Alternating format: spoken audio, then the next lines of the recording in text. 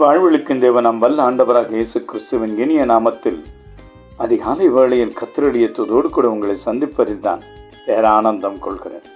ஏசாயா 66:5 இவ்விதமாய் சொல்லுகிறது: கர்த்தருடைய வசனத்துக்கு நடுங்குகிறவர்களே, அவருடைய வார்த்தையை கேளுங்கள்.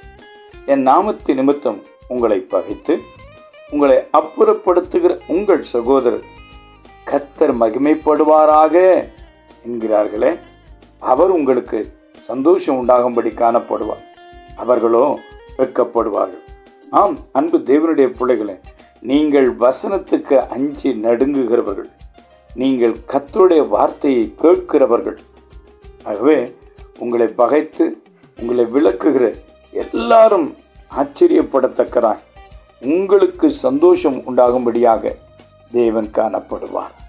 ஆம், உங்களை பகைத்து தங்களை விட்டு அப்புறப்படுத்துகிற எல்லா மனுஷருக்கும் முன்பதாக தேவன் உங்களுக்கு சந்தோஷம் உண்டாகும்படியாக தம்மை வெளிப்படுத்துவார்.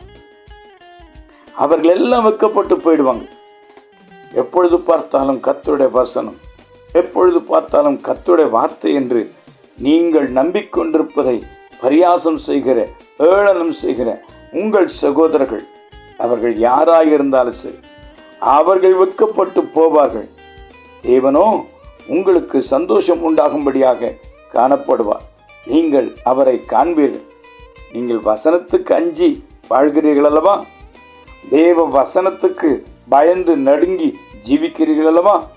ஒவ்வொரு காரியத்தையும் செய்வதற்கு முன்பதாக தேவ வசனத்துக்கு பயப்படுகிறீர்கள் அல்லவா? நீங்கள் எப்பொழுதும் தேவனுடைய வார்த்தையை கேட்கிறீர்கள் அல்லவா? இப்பொழுதும் இந்த நாளிலும் கர்த்தருடைய வார்த்தையை கேளுங்கள். உங்களுக்கு சந்தோஷம் உண்டாகும்படியாக தேவனாகிய கர்த்தர் தம்மை வெளிப்படுத்துவார்.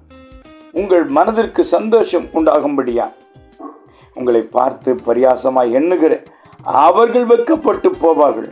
தேவனோ உங்களுக்கு தம்மை வெளிப்படுத்துவார். உங்களுக்கு சந்தோஷம் உண்டாகத்தக்கதா. அன்பின் பரலோக பிதாவே, உடைய வார்த்தை கேட்கிற உம்முடைய ஜனங்கள் சந்தோஷமடையத்தக்கதா இந்த நாளில நீர் உம்மை அவர்களுக்கு வெளிப்படுத்தும்.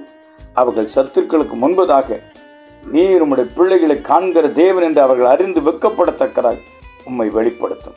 கர்த்தராகிய இயேசுவின் நாமத்தில் ஜெபிக்கிறோம் நல்ல பிதாவே, ஆமென்.